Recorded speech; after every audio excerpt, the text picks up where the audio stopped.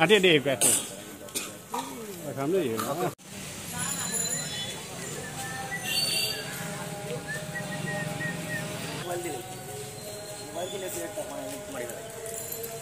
Mobile ni sungguh. Oh, mobile mana ke? Take up ni ada.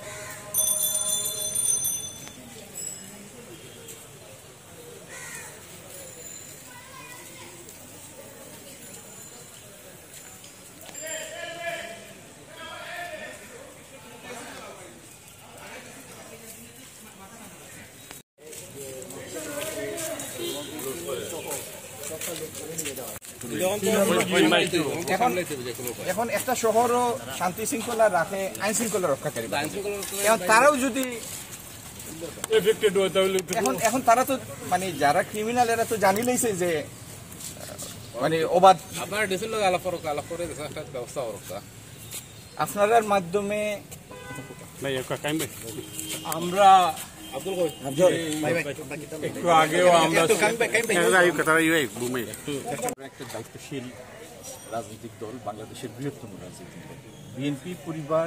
আমরা শহরে, জেলায় বা দেশের সর্বত্র শান্তি শৃঙ্খলা রক্ষার্থে আমাদের লোকবল নিয়ে যা করা সম্ভব আমরা করছি। কিন্তু একটা জিনিস বুঝতে হবে, এই কাজগুলি কোনো পলিটিক্যাল এলিমেন্টরা করে না, করে দুষ্কৃতিকারীরা, এবং দুষ্কৃতিকারীরা শূন্যতার সুযোগ নেই। এখন যে ভ্যাকুয়াম তৈরি হয়েছে, যেমন আমরা এখন কোতোয়ালি থানায় দাঁড়িয়েছি, কোতোয়ালি থানায় যাদের থাকার কথা আইন শৃঙ্খলা রক্ষাকারী বাহিনী, তারা যদি থানা ছেড়ে চলে গিয়ে থাকে, তো এই সুযোগ তো খারাপ লোকজন নিবেই।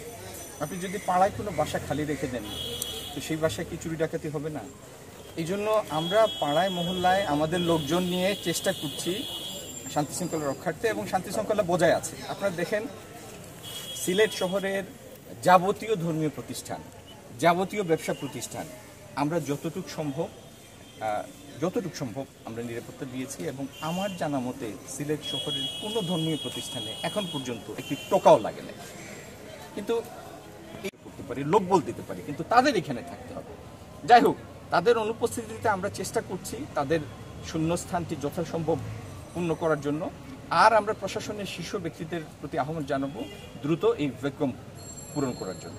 আমরা দায়িত্বশীল দল হিসাবে জনগণের জানমাল রক্ষার্থে আমাদের পক্ষে যতটুকু সম্ভব আমরা ততটুকু করব। আর যে বা যারা, আপনাদের মাধ্যমে সিলেটবাসীর কাছে বার্তাটা পৌঁছে দিই, যে বা যারা কোনো প্রতিষ্ঠানে কোনো ব্যক্তির গায়ে তার যে কোনো রাজনৈতিক পরিচয় হোক একটা টোকা দিবে, সেই টোকা দানকারী ব্যক্তি হচ্ছে দুর্বৃত্ত, সে কোনো রাজনৈতিক এলিমেন্ট না।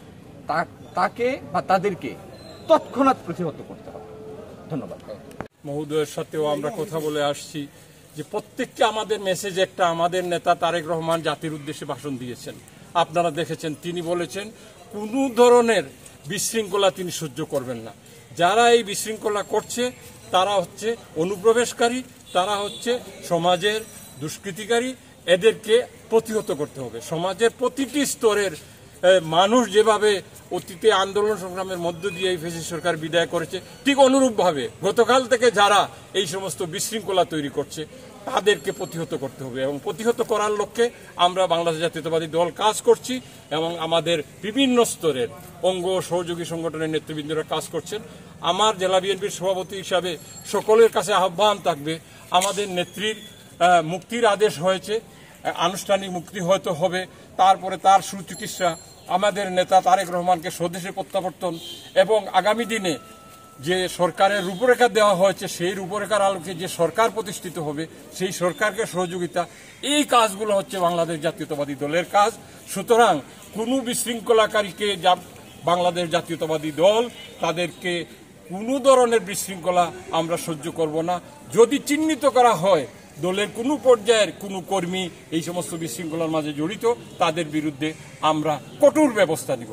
এবং দেশবাসীকে, সিলেটবাসীকে অনুরোধ জানাই, আপনারাও আমাদের সাথে থাকেন, চিহ্নিত করেন, আমাদের এদেরকে ধরিয়ে দিন, আমরা তাদের বিরুদ্ধে ব্যবস্থা নিব।